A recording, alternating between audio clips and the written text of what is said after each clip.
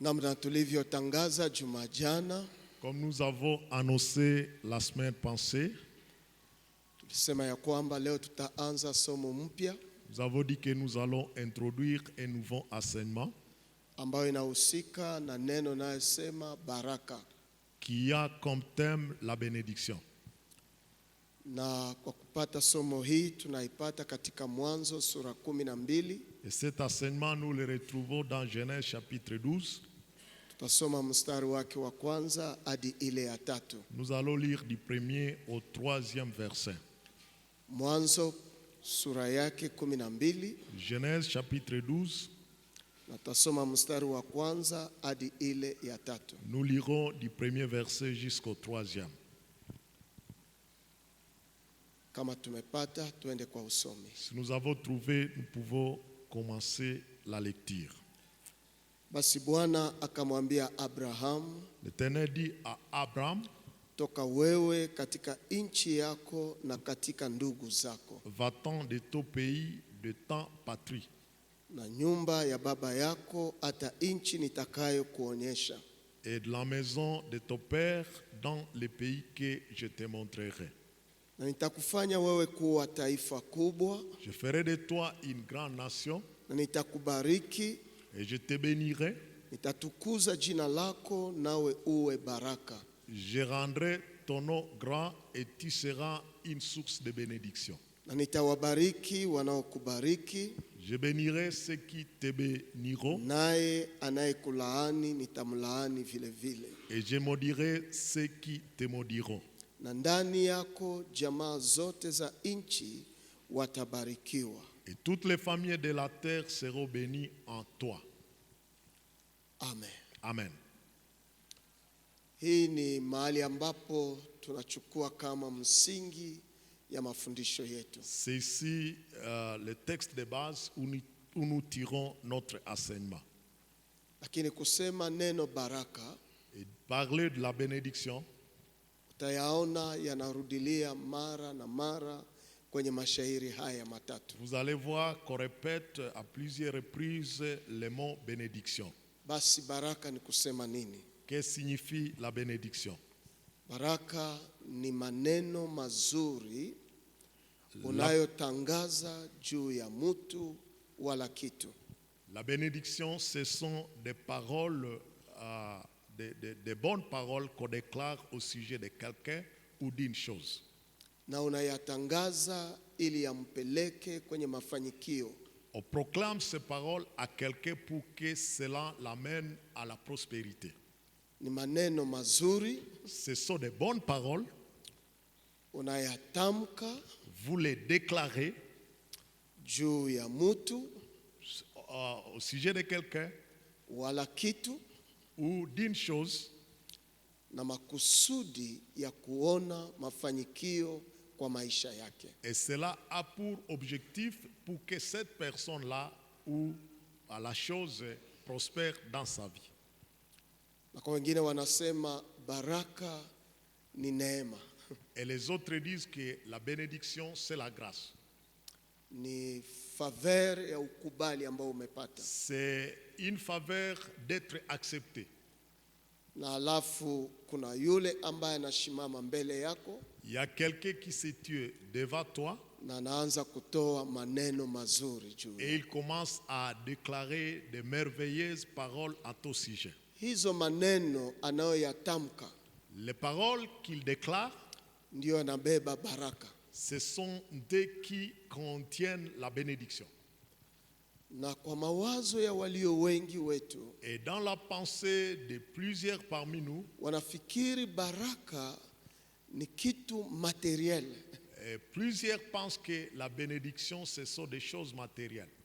Hapana, Non. hiyo ni matokeo yanayofuatana na baraka, Ce que nous considérons comme matériel sont des conséquences qui viennent de la bénédiction. lakini baraka kwa kusema tu kwa neno fupi Mais dire à bref la bénédiction, ni maneno yale ambao wanatamka juu yako, ce sont des paroles qu'on déclare à ton égard. na wanatamka kwa mafanikisho ya maisha yako. Et on les prononce pour la prospérité de votre vie. Amen. Amen. Ndio naona hapa mahali tuliposoma C'est pourquoi, là où nous avons lu, à cet endroit, wanatuletea picha ya Abraham pamoja na Mungu. on nous donne l'image d'Abraham avec Dieu. Ni Mungu ameita Abraham, C'est Dieu qui a appelé Abraham. lakini anamuita akiwa na makusudi makubwa juu yake, Il appelle pour des grands objectifs pour lui. na makusudi haya ama hizo malengo ambayo yanamsukuma kumwita Et le but qui pousse à Dieu d'appeler Abraham, tunayaona kwa verse ya pili, on les voit au deuxième verset. na nitakufanya wewe kuwa taifa kubwa. Je ferai de toi une grande nation. Mungu anapoita Abraham Quand Dieu appelle Abraham, anataka mpeleka katika ngazi ya kuwa taifa kubwa, il veut l'amener à une dimension de devenir une grande nation. na juu afikie kwa hiyo hatua, Et pour qu'il arrive à ce stade, ndipo anasema nitakubariki, il dit, je te bénirai. na pia anaongeza nitatukuza jina lako, Il dit, je rendrai ton nom grand. alafu kisha anasema nawe uwe baraka. Et toi, tu seras une source de bénédiction. Hatupokee baraka Nous ne recevons pas la bénédiction bila kusudi ya kutimiza. sans le but d'être accompli. Tunapokea baraka kwa sababu kuna shabaha ambayo inaacha unapokea hiyo baraka. Nous recevons la bénédiction parce qu'il y a un objectif qui laisse à ce que vous puissiez recevoir cela. Na shabaha hii Et cet objectif, ni ili nasi tuwe baraka. c'est pour que nous aussi, nous soyons bénédiction. Manake ni kusema, nikisema Bwana nataka unibariki, Cela veut dire, si je peux demander au Seigneur de me bénir, ni ili nami niwe baraka. c'est pour que moi aussi je sois une bénédiction. Hauombe baraka kwa wewe binafsi, Vous ne demandez pas la bénédiction pour vous-même, lakini unaomba baraka juu ufanyikishwe kuwa baraka. vous demandez la bénédiction pour que vous soyez une bénédiction. Lakini walio wengi wetu Mais plusieurs parmi nous, katika maombi yao dans leur prière, wanataka Bwana awabariki ils peuvent demander à ce que le Seigneur les bénisse. na waombe vibaya, Et ils ne prient pas très mal. lakini hiyo baraka wakati Bwana atakubariki, Mais quand cette bénédiction vient de la part de l'Éternel, du Seigneur, ungelijua ya kwamba vous devriez connaître que ni ili nawe uwe baraka. c'est pour que aussi vous soyez une bénédiction. Ndio naona ile sehemu ya verse ya pili C'est B pourquoi yake vous nasema, voyez la deuxième partie du verset 2, na nitakubariki je te bénirai nawe uwe baraka. pour que toi aussi tu sois une source de bénédiction. Na wakati Bwana anatuita kuwa baraka, Quand le Seigneur nous demande d'être une bénédiction, ni ili walio pembeni yetu washiriki yale neema tuliyoyapokea. c'est pour que ceux qui sont à notre pourtour, ceux qui nous entourent, bénéficient aussi de ce que nous avons reçu de la part du Seigneur. Inaweza wezekana ndani ya jamaa Cela peut arriver dans la famille. ni wewe Mungu ameinua, C'est toi que Dieu a élevé, kama vile ndani ya jamaa ya Yakobo comme dans la famille de Jacob. Mungu aliinua Yusufu. Dieu a élevé Joseph.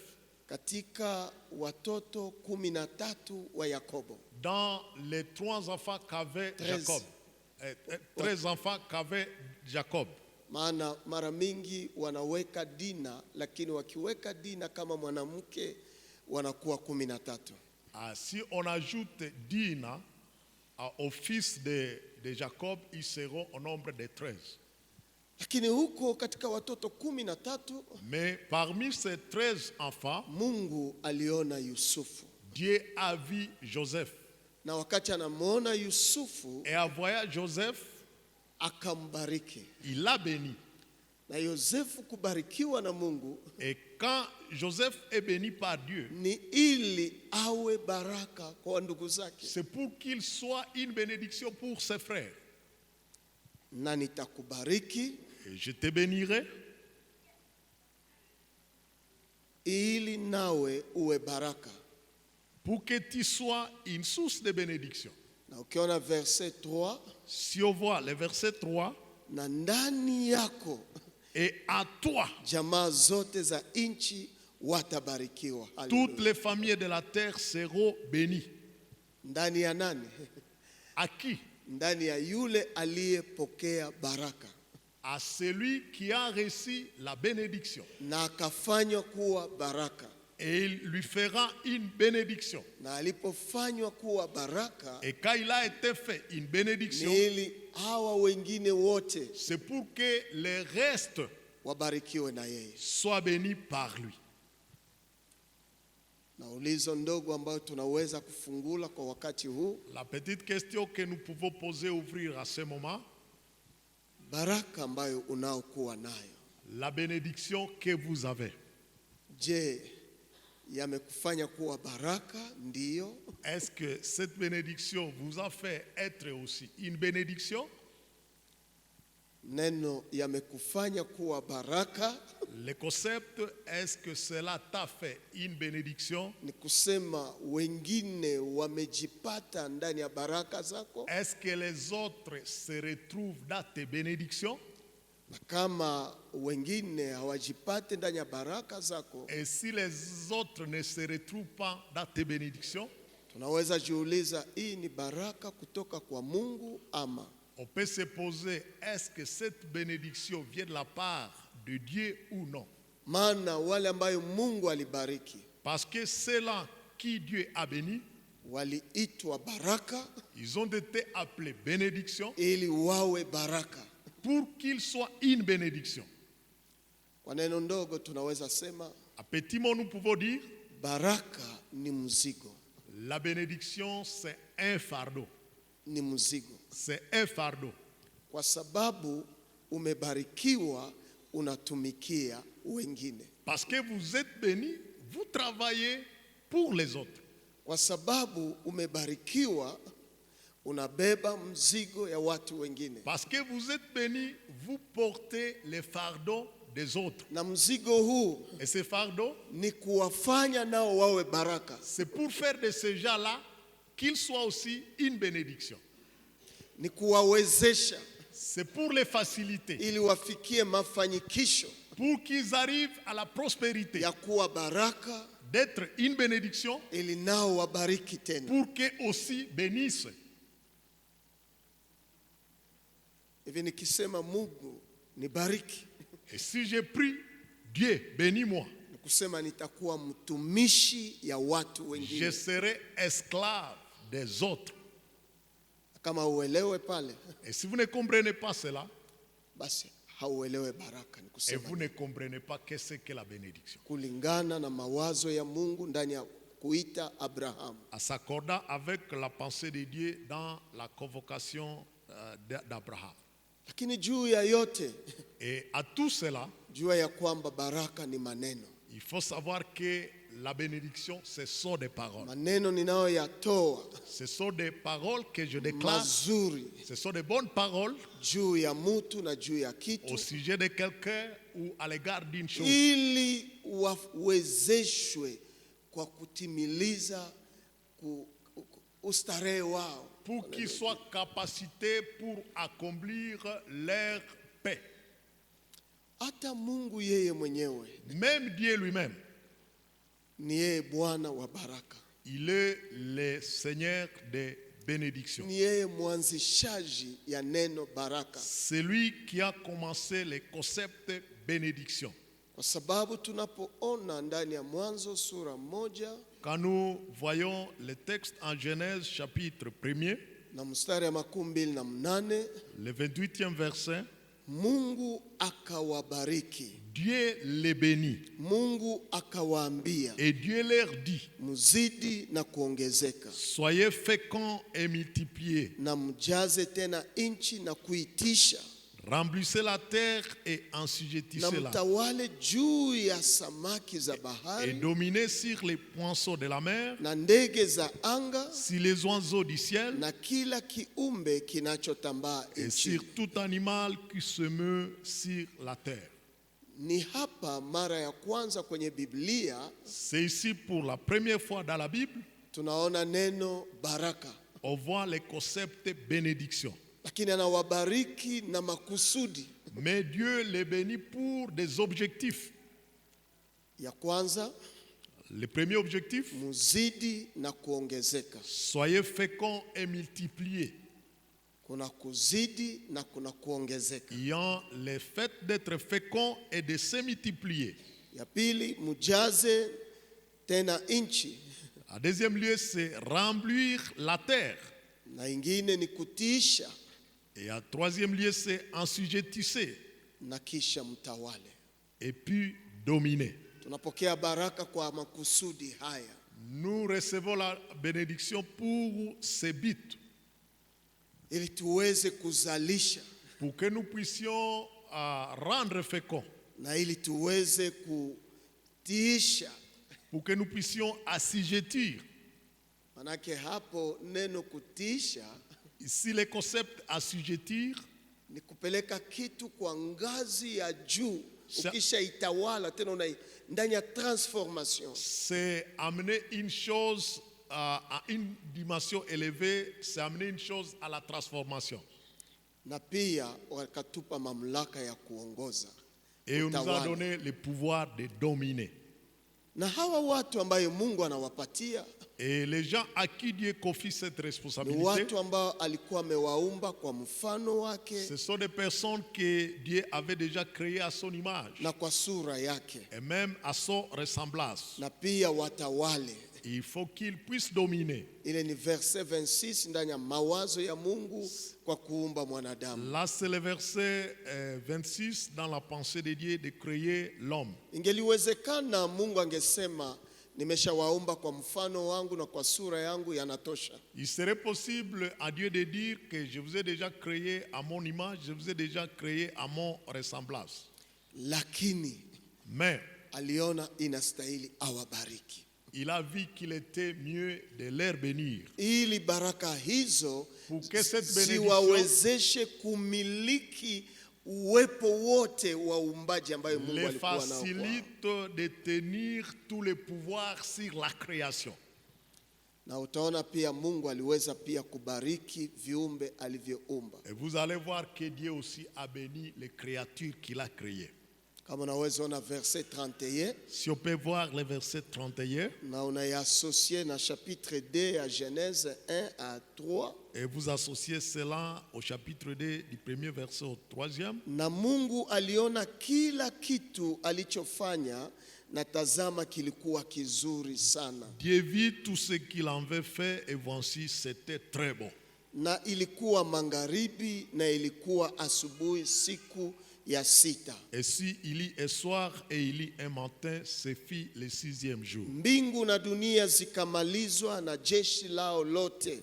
Et si firent achever les cieux et la terre et toute leur armée. Siku ya saba Mungu akamaliza kazi yake aliyoyafanya, Dieu achevant au septième jour son œuvre, akastarehe siku ya saba katika kazi yake et aliyoyafanya. il se reposa au septième jour de toute son œuvre qu'il a faite. Verset 3, Le verset 3, Mungu akabariki siku ya saba, Dieu bénit le septième jour akaitakasa, et il les sanctifia kwa sababu ndani yake alistarehe katika kazi yake yote Mungu aliyoumba na kuyafanya. parce qu'en ce jour, il se reposa de toute son œuvre qu'il avait créée à la faisant. Biblia inasema Mungu akabariki. La Bible dit que Dieu a béni. Anaachilia uwezo yawezekanao juu ya viumbe vyake. Il a laissé le pouvoir de la facilitation à toutes ces créatures. Sasa turudi kwenye Mwanzo 12 Nous tena, pouvons retourner à notre texte de Genèse chapitre 12. kwa sababu hizo mashairi yanatuonesha tu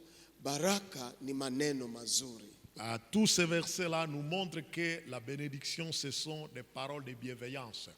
Na kama unataka fanya utafiti zaidi, Si vous voulez faire des recherches approfondies, utaona wakati walipobariki Rebeka vous allez voir les jours où on a béni Rebecca ndani ya Mwanzo 24:35. dans Genèse chapitre 24, verset 54. No, haiko Mwanzo, iko ndani ya Mwanzo 24, wewe 16, verset 16. C'est Genèse chapitre 24, verset 60. Wakati ndugu zake walipombariki, Quand ses frères l'ont béni, utaona walitamka maneno mazuri. vous allez juu voir yake. qu'ils ont prononcé de bonnes paroles à son égard. Na hata wakati Isaka alipobariki Yakobo Et même quand Isaac a béni Jacob, ndani ya Mwanzo 27, dans Genèse chapitre 27, unaweza anza 26 à 29. vous pouvez commencer au verset 26 jusqu'à 29. 28-29 natuambia maneno ambayo walitamka juu yake. 28 et le verset 29 de Genèse chapitre 27 nous montre les paroles qu'on a déclarées Lakini à son basi égard. turudie katika mawazo yetu. Nous pouvons retourner à notre pensée.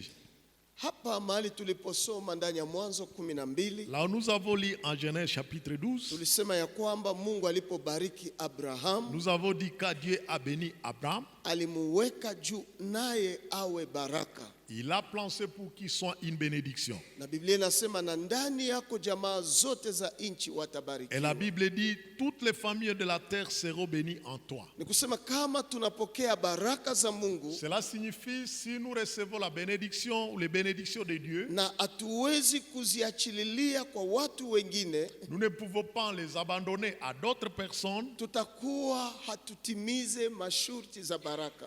Nous n'allons pas réaliser les conditions de la bénédiction. Lakini utajua ya kwamba Mais vous allez savoir que baraka haiko tu pesa. la bénédiction n'est pas l'argent. Hizi tulisema haiko vitu materiel peke Comme yake. nous avons dit que ce ne sont pas des choses matérielles seulement. Kwa sababu ukiona kwa verse ya 4 kwa hiyo chapitre 12 Si vous voyez le verset 4 au chapitre 12 na verse 5 et le verset 5, yanaweza kutuonesha wazi ya kwamba ces versets peuvent nous montrer clairement que Abrahamu alikuwa tayari ana mali kwa mikono Abraham yake avait des gens de richesse dans ses mains. na alikuwa na wafanyakazi kwa maisha Et yake. il avait aussi des serviteurs dans sa vie. Biblia inasema hivi, La Bible dit ce qui suit. hivi Abrahamu akakwenda sawasawa Bwana alivyomwambia. Abraham partit comme l'Éternel le lui avait dit. Loti akakwenda pamoja Et naye, l'autre partit avec na lui. Abrahamu alikuwa na miaka 75 wakati alipotoka katika Harani. Abraham était âgé de 75 ans lorsqu'il sortit de Charan. Verse 5. Le verset 5. Abrahamu akatoa Sarai mke wake Abraham prit Sarai, sa na femme, Loti mwana wa ndugu yake et l'autre fils de son na frère, mali zao zote walizozipata avec tous les biens qu'il possédait, na watu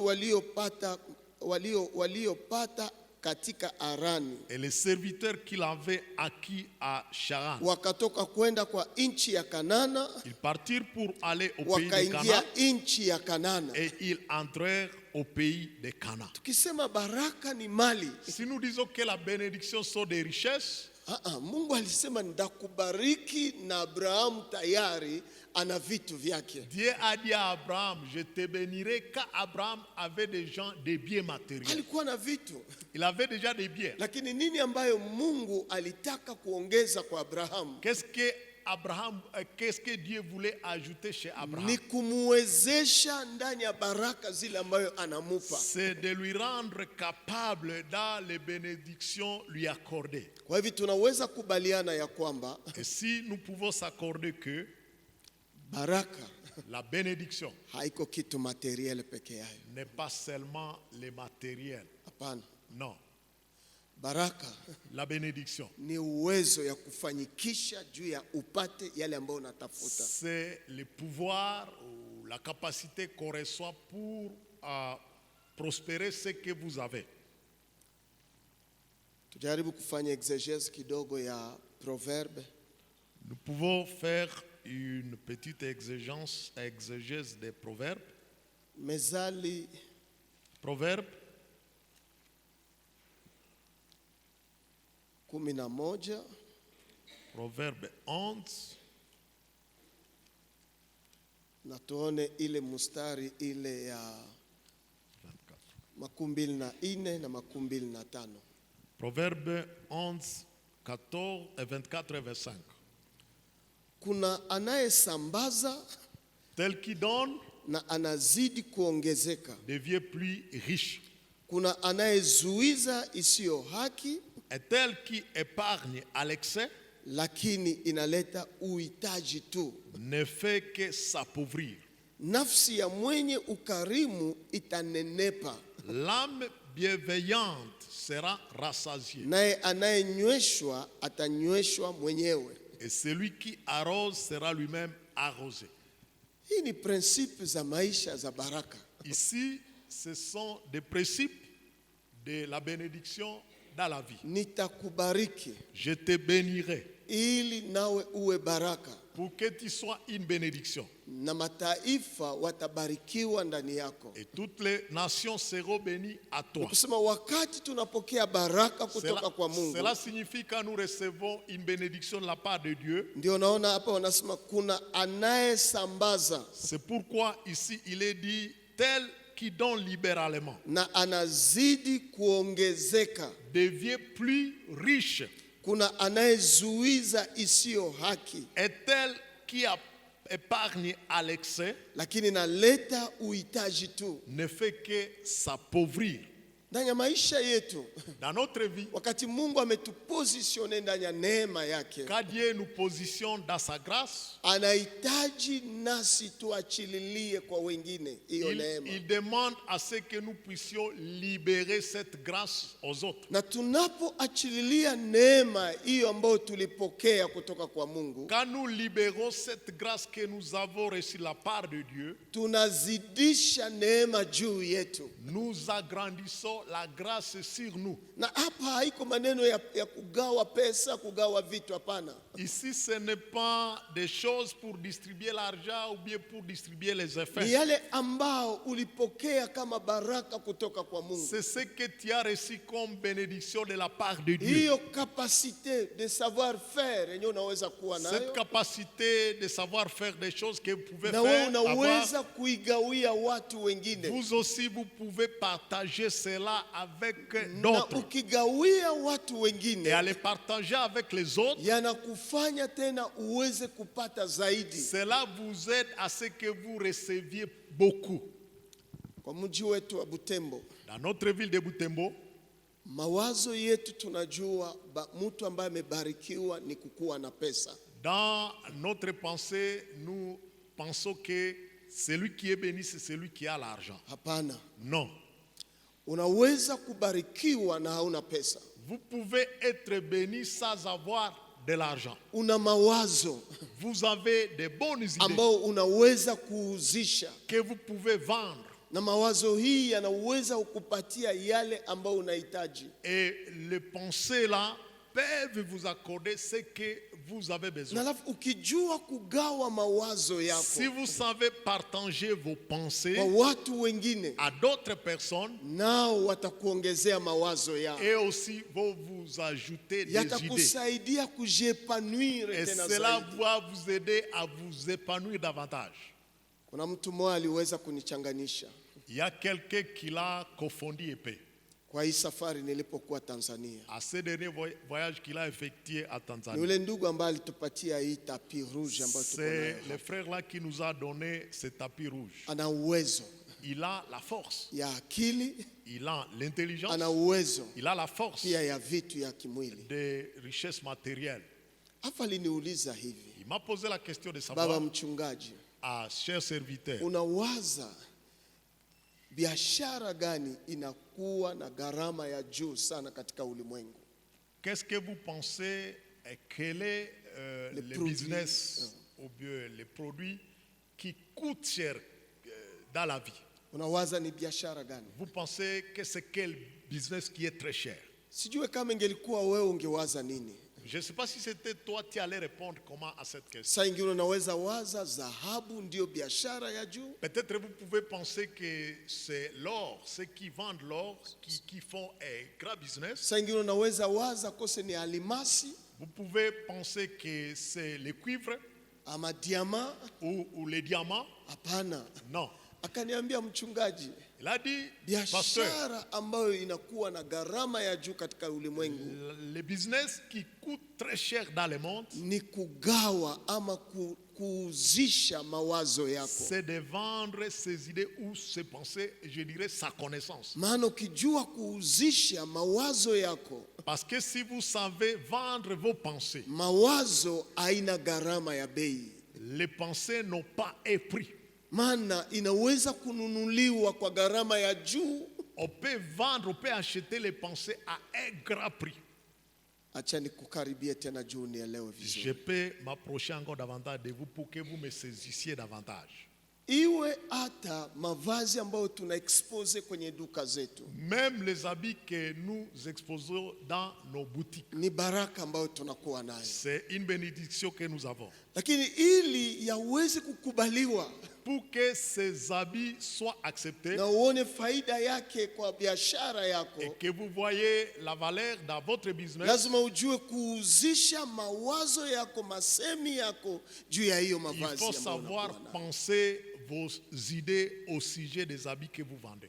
Na ndio maana hapa huyu anasema ya kwamba C'est pourquoi ici, anayesambaza celui qui donne libéralement anazidi kuongezeka. devient plus riche. Manake baraka ambayo tumepokea, Cela signifie que la bénédiction que nous avons na reçue, tukitaka kufanya wengine nao kuwa baraka, et si nous voulons faire d'autres une bénédiction, lazima tuwashirikishe na hizo kapasite ambayo Mungu il ametupatia, faut les faire participer aux capacités que Dieu nous accorde, ili yawafanye nao kuwa baraka kwa pour maisha qu'ils les yetu. fassent aussi une bénédiction pour la vie des autres. Na hakuna mtu anaweza sema mimi sina kitu ambacho siwezi kubariki Et nao Mungu. personne ne peut dire qu'il n'a pas une chose avec laquelle il peut bénir quelqu'un. Una yale ambayo unaweza kuuzisha mbele Vous yao. avez quelque chose que vous pouvez Una vendre. yale ambayo unaweza kutajirisha wengine Vous pia, avez quelque chose qui peut aider à enrichir les autres. kupitia yale ambayo baraka Mungu alichia kwako. En passant par ce que Dieu a placé à vous Lazima comme tutoshe bénédiction. macho yetu juu ya materiel, Nous devons enlever nos yeux sur le matériel. lakini tuangalie yale mavaleur ambayo Mungu alichia juu yetu. Nous devons voir les valeurs que Dieu nous a accordées. Tunaweza kufanya wengine nao wawe na hizo Nous mavaleur, pouvons faire des autres d'acquérir aussi ces valeurs. na inawafanya kuwa baraka nao vile, Et cela peut aussi les aider à être une ili bénédiction. nao wabariki tena watu Pour wengine. qu'eux aussi bénissent d'autres personnes. Hiyo ndio baraka niko nazungumza hapa, C'est au sujet de cette bénédiction que nous sommes en train de lakini parler Biblia ici. inasema hivi: Mais la Bible dit ce qui suit. nafsi ya mwenye ukarimu inanenepa, L'âme bienfaisante sera rassasiée. naye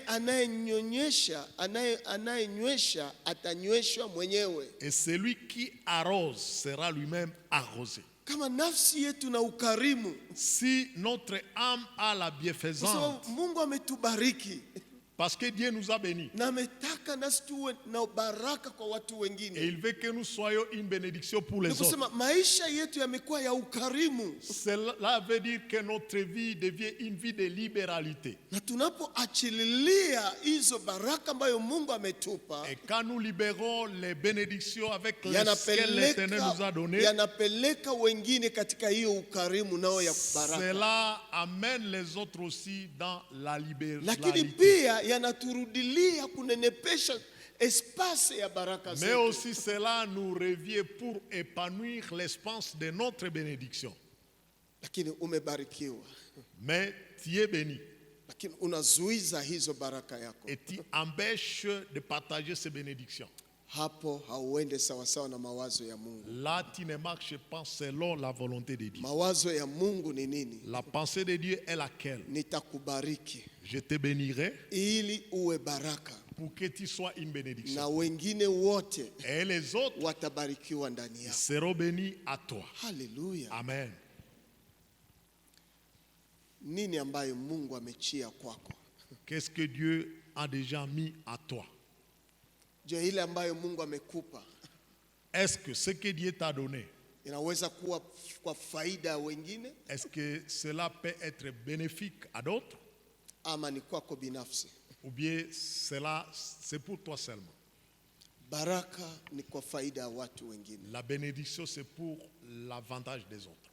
Na hii ni kwa ngazi yote. Et cela, c'est en tous les niveaux. Yanaweza kuwa kwa hatua ya materiel, Cela peut être sur le plan matériel. yanaweza kuwa kwa hatua ya mental, Cela peut être sur le plan mental. yanaweza kuwa kwa hatua ya planification, Cela peut être sur le plan de la planification. inaweza kuwa kwa hatua ya gestion. Cela peut être pour la dimension de la Ile gestion. yote ni baraka ambayo Pour Mungu cela, ametuachia. c'est la bénédiction que Dieu t'a Lakini accordée. lazima tuishirikishe watu Mais il wengine faut certes faire participer ili aux autres nao wawe baraka pour katika qu'eux nchi. aussi soient une bénédiction pour les autres. Tumekuwa ndani ya familia hapa. Nous sommes dans la famille ici.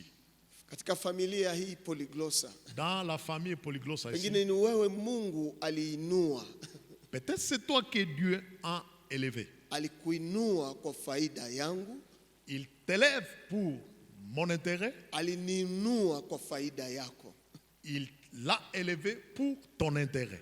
Pengine naweza kuwa ndani ya jamaa yenu, Cela peut arriver dans ta famille. peut-être. Mungu alikuinua Dieu t'a élevé kwa faida ya wengine, pour l'intérêt des autres. haiko kwa faida yako binafsi. Ce n'est pas pour ton propre intérêt. Hiyo ndio baraka ambayo tunaongelea hapa. Ici, c'est la bénédiction dont nous sommes en train Lazima de parler. tuachililie maneno matamu, Il faut laisser des paroles bienveillantes, maneno ambayo yatabariki wengine des pia. paroles qui vont bénir les autres aussi. Ndio unaweza kwenda ndani ya Ezekiel, C'est pourquoi on peut aller dans les livres d'Ézéchiel. Ezekiel 31. Ézéchiel, le chapitre 31.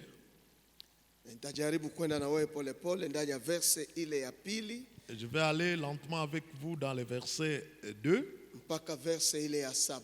jusqu'au 7e verset. Ezekiel 31 Ézéchiel chapitre 31, mstari wake wa pili le verset 2 hadi ile ya 7. jusqu'au 7e verset. Mwana wa watu, Fils de l'homme, sema na Farao mfalme wa Misri dis à Pharaon, le roi d'Égypte, na kwa wingi wa watu wake, et à sa multitude, umefanana na nani katika ukubwa wako? à qui ressemble-t-il dans ta grandeur? Elewa pale, Il faut comprendre. kuna Farao Il y a Pharaon, na uwezo wake il a un pouvoir, na wingi wa watu, et il a une multitude de gens. lakini ulizo ni hii, Mais la question est la suivante. umefanana na nani katika ukubwa wako? À qui ressemble-t-il dans ta grandeur? Tazama, Voici, Mwasuria alikuwa mwerezi katika Lebanoni la Syrie était un cèdre du Liban. na matawi mazuri, Ses branches étaient belles, na ni kifuniko chenye kivuli wa urefu wa mkubwa, sa tige élevée na kichwa chake kilikuwa katikati ya vitawi vizito. et sa cime s'élassait au milieu des pins rameaux. Kulikuwa vitawi vingine ambavyo vilikuwa, Il y avait des branches qui étaient là, lakini kulikuwa mti ambao wanafananisha na siri, mais il y avait une tige qu'on a, on a comparé à Syrie, ambayo yalipenya ndani ya ingine vitawi. qui a débordé parmi les autres et a donné des branches. Maji yakaukulisha, Les eaux l'avaient fait croître. kilindi kikauotesha, L'abîme l'avait fait pousser. mito yake Après, yakazunguka pahali alipopandwa, ukaeneza njia zake za maji kwa mito yote porini. des fleuves coulaient autour du lieu où il était planté. Il envoyait leurs canaux à tous les arbres des champs. Usisahau N'oubliez pas, kuna muti il y a un arbre. ambao wanasema inalinganishwa na siri, C'est comparable à Syrie. na kuna Farao Et il y a aussi Pharaon. ambaye anaonekana kuwa mrefu, Il paraît être ana élancé. upana yake kwenye matawi zake, Il a aussi une répandance par lakini rapport ulizo ni à kwamba ses branches. wewe Farao unafanana na nani? Mais la question était de savoir à qui ressemble-t-il, toi, Pharaon? Lakini hii mti ambao wanalinganisha na Suria L'arbre avec laquelle on compare avec Assyrie, wanasema kulikuwa matawi zingine ambayo iliizunguka, on dit qu'il y avait des branches, d'autres branches qui l'entouraient. me yalipata maji. Mais ces branches ont reçu de l'eau. Hiyo muti ilipata maji, L'arbre là a reçu des eaux. na hiyo maji yakayawezesha kupenya kwenye hizo matawi zingine, Et ces eaux-là l'ont facilité de monter au-delà d'autres branches. yakawa juu ya ingine matawi. Et cela a fait que cela soit au-dessus des Sasa autres. tuende kwa verse ya 5. Le verset 5. Kwa hivi urefu wake ukapita urefu wa miti yote shambani, C'est pourquoi sa tige s'élevait au-dessus de tous les arbres des champs. vitawi vyake vikaongezeka, Ses branches avaient multiplié. matawi yake yakakuwa marefu kwa sababu ya maji mengi, Ses rameaux s'étendaient par l'abondance des eaux qu'il avait fait wakati pousser. ulipoyaotesha. Ce qu'il avait fait pousser. Ndege zote za mbingu walifanya vioto vyao katika vitawi vyake, Tous les oiseaux du ciel nichaient dans ces arbres. na chini ya matawi yake nyama zote za pori wakazaa, Toutes les bêtes des champs faisaient leurs petits sous ces rameaux. na chini ya kivuli chake mataifa yote makubwa wakakaa. Et de nombreuses nations habitaient à son ombre. Hivi ilikuwa mzuri kwa ukubwa wake, Il était beau par sa kwa grandeur, urefu wa matawi yake, par l'étendue de ses maana branches, shina lake lilikuwa karibu na maji mengi. car Haleluya. ses racines plongeaient dans les eaux abondantes. Baraka tunayopokea kutoka Mungu La bénédiction que nous recevons de la part de Dieu, ni kwa neema tu.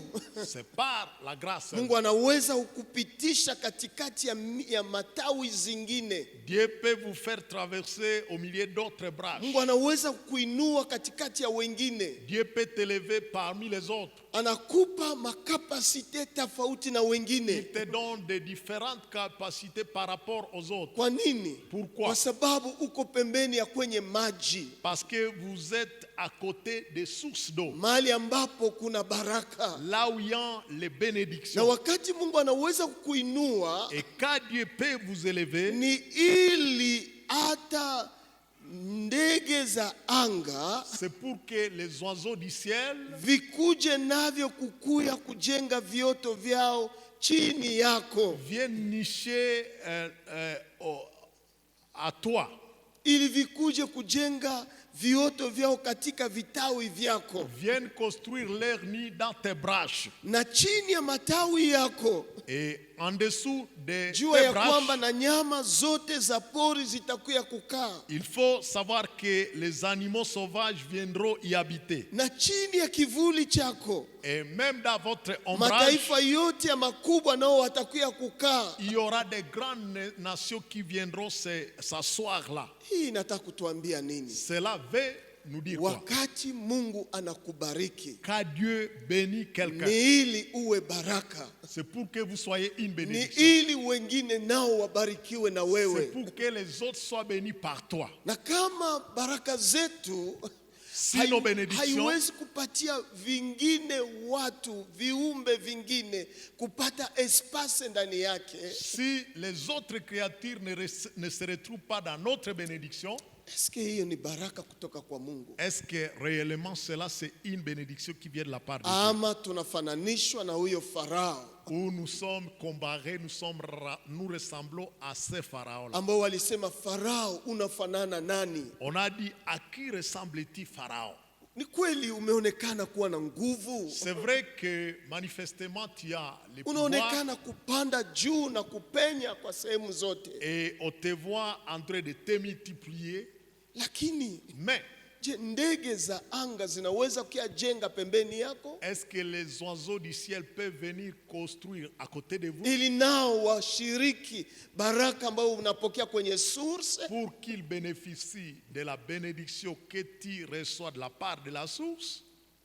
Hiyo mti ilikuwa na mahali ilipata baraka zake, Cet arbre avait l'endroit où il a reçu ses bénédictions. kwenye maji mengi. C'était dans des grandes lakini eaux. pia kulikuwa miti zingine, Mais il y avait aussi d'autres arbres. lakini hiyo ikapata neema ya kuenda zaidi ya wengine. Mais cet arbre-là qui a reçu la bénédiction s'est élevé au-dessus des autres. Ni kwa sababu ndege zikie kukaa, C'est pour que les oiseaux du ciel viennent se ni mettre. kwa sababu nyama za pori zikie C'est kukaa, pour que les animaux sauvages viennent se ni mettre. kwa sababu mataifa ingine nayo ikie kukaa C'est chini ya pour que kivuli les chako. autres nations viennent se mettre là en dessous.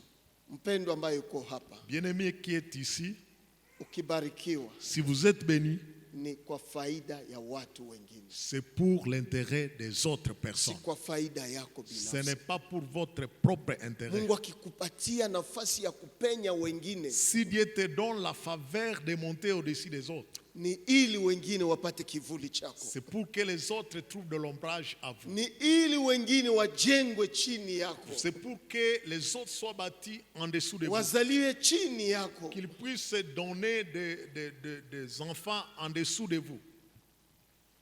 Na kama unaanza kusema Si vous mbona commencez à dire, mmekuwa mzigo kwangu, si vous commencez à dire, vous êtes devenu un fardeau pour moi, jua Bwana naweza kunyang'anya hiyo baraka. il faut savoir que Dieu peut vous retirer cette bénédiction.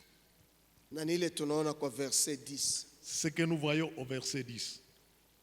Kwa sababu hii Bwana Mungu anasema hivi, C'est pourquoi ici parle le Seigneur kwa l'Éternel. sababu urefu wako umepita Parce qu'il y avait une tige élevée, na umeweka kichwa chake katikati ya vitawi vizito, parce qu'il lançait sa cime au milieu des pères na amours, moyo wake umenyanyuliwa kwa urefu wake. et que son cœur était fier de sa hauteur. Nitautoa hata mkononi mwake aliye mkubwa katika mataifa. Je l'ai Haleluya. livré entre les mains des héros des nations, Hakika atautendea matendo. qui les traitera selon sa méchanceté. Nimefukuza kwa sababu ya uovu wake. Je l'ai chancé.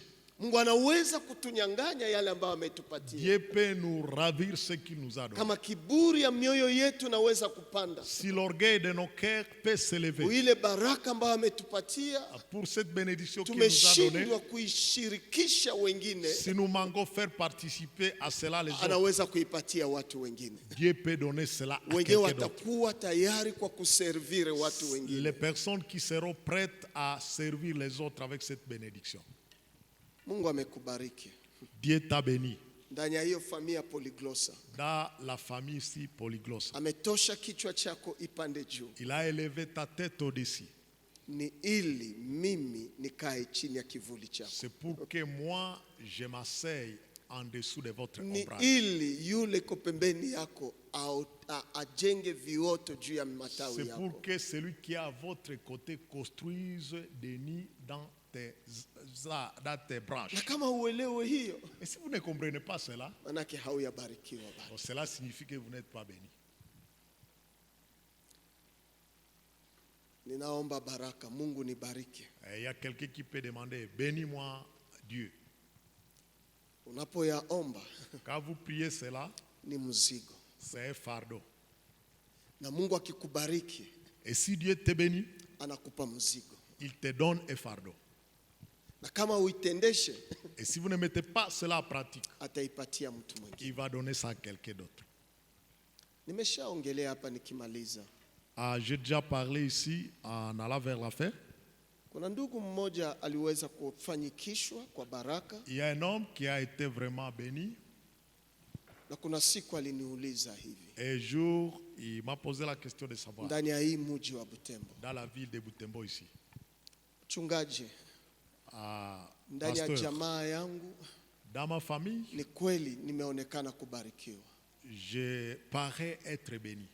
lakini kila siku wananiletea mahitaji. Mais chaque jour, on m'amène des besoins. Oh, mtoto amegonjwa. Et la femme est malade. Nikimaliza maneno ya mtoto amegonjwa, Quand j'ai fini avec l'affaire de la femme qui mwingine est atakuya malade, anasema, oh, masomo ya watoto, l'autre va venir, les études des enfants. oh, fulani ataulunga Il y atao. a quelqu'un aussi dans la famille qui va se marier. Sasa imenichokesha, Cela me fatigue. ninahitaji uniombee Mungu anipe mtu ambaye anaweza nisaidia. J'ai besoin que vous priez pour moi pour que le Seigneur m'aide de me donner quelqu'un qui va m'aider. Nikamwambia unaomba vizuri, Je lui ai dit, vous priez bien. lakini tunaweza kamata muda ya kuomba. Mais nous pouvons prendre le temps pour prier. Unaweza nipatia mtu mmoja tu Est-ce que vous pouvez me présenter quelqu'un? mwenye unawaza afadhali huyu katikati ya wandugu zangu? Ah, vous pouvez me donner celui que vous croyez, au moins celui-ci parmi mes frères. Juu wengine wote wanakuwa tukiolela. Ah, les autres sont ceux qui sont. Afadhali huyu. Ah, au moins celui-ci. Akataya jina. Il a cité son nom. Nikamwambia tunaweza kuomba sasa Mungu. Il a dit, est-ce que nous pouvons prier Dieu? Mungu ampe uwezo ambayo uko nayo na wewe uende kila siku kumuhitaji yako maombi. Et continuez. Mungu Que Dieu, ampatie uwezo ambayo uko nayo, qu'il lui donne la force que vous avez, kwa sababu umechoka, parce que vous êtes fatigué, kwa sababu wamekuchokesha, parce que vous êtes fatigué, na alafu na wewe utakuwa naenda kwake asubuhi, et vous, chaque matin, vous irez auprès de lui, ili naye akupatie za dawa, pour qu'il vous donne les frais pour les soins médicaux, ili akupatie za masomo, pour qu'il vous donne les frais aussi des études, na wandugu zako nao walamkie kwake. et puis tes frères aussi vont se rendre chez lui. Alisema pastor, sitafunga macho Il dit, je ne fermerai pas mes yeux, na maombi haya siyakubali. et je n'accepte pas une telle prière. Endelea kuniombea Mungu basi aniwezeshe. À continuer à prier pour moi, pour que Dieu me donne la capacité. Pengine naweza kuwa sawa wewe Gizu uko hapa. Peut-être, ça peut être vous comme vous êtes ici. Wamekuchokesha, On semble vous fatiguer. maana mahitaji yao kila siku ni kwako Parce que tous les besoins, c'est vers vous. na inakuchokesha. Et cela vous fatigue. Lakini jua ya kwamba Mais sache que Mungu amekubariki Dieu vous a béni juu uwe baraka, pour que vous soyez une bénédiction. na amekubariki Il vous a béni juu wengine wabarikiwe ndani pour yako, que les autres soient bénis à toi. iwe kipesa, Que ce soit iwe l'argent, kiakili, que ce soit l'intelligence, iwe kipangilio ya mambo. que ce soit dans la planification Uwe des Mungu choses. amekupa hiyo neema, Le Seigneur vous a donné cette grâce. ni juu upatie wengine nao C'est neema, pour que vous puissiez donner na à d'autres ukiwafanya la nao grâce. wamekuwa baraka, Et si vous les bénissez aussi, hakuna mtu atafika kwako. personne n'arrivera chez vous. Lakini wakati upendi kuwafanya kuwa baraka, Quand vous ne voulez pas les faire une bénédiction, watakuya kukusumbua siku kwa ils siku. viendront toujours vous déranger chaque jour. Tunaweza omba Mungu. Nous pouvons prier Dieu. Mungu umeniita Dieu, tu m'as ndani appelé ya hii jamaa kubwa ya Polyglossa. dans cette grande famille polyglosse. Kwa nini? Pourquoi? Nili niwe baraka C'est pour que je sois une bénédiction.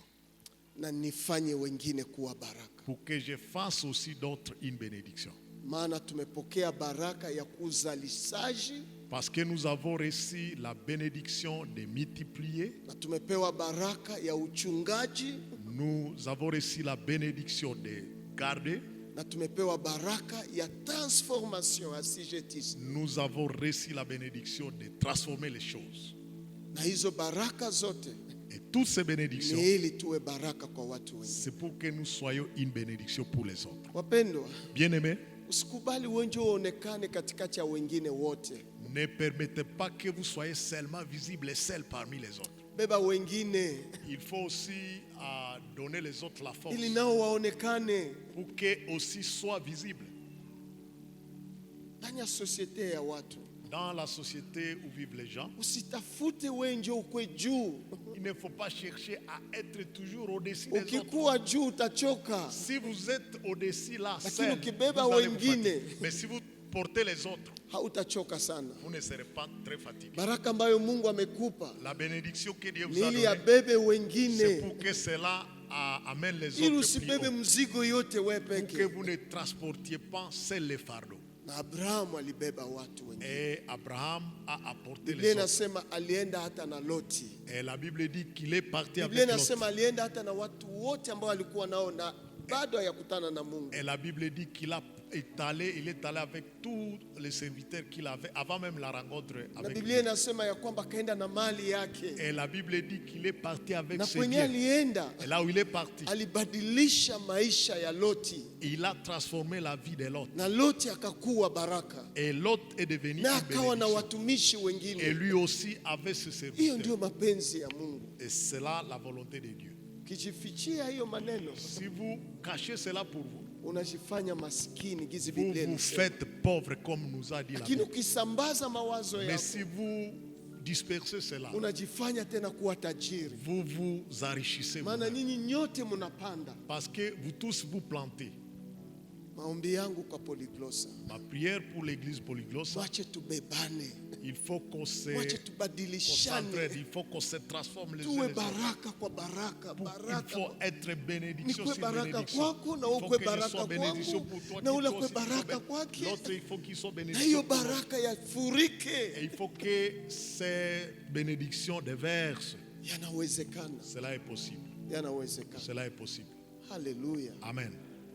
tunaweza omba. Pouvons prier Dieu. Mungu Baba yetu ya mbinguni, tunakushukuru kwa sababu ulituita ili tuwe baraka, na uache Mungu maisha yetu yabariki walio wengi wanaotuzunguka, waone neema ambayo umetupatia Mfalme. Na Bwana, hii ndiyo mapenzi yako, ni kwamba Mungu tuwe baraka kwa wanaohitaji. Mungu, tupe neema kuuzisha mawazo yetu ambayo yanaweza kutufanya tena kuwa na nguvu zaidi. Tupe neema Bwana ya kujimultiplie ndani ya watu, ili nao waone utukufu wako na uzuri wako. Mungu Baba, ubariki kila mmoja wetu hapa kwa neema ile ambayo ulitupa tokea bustani ya Edeni. Ulitubariki, na baraka hii ni ili tuwe taifa kubwa na yenye kuwa na jina ambayo itatukuza jina lako.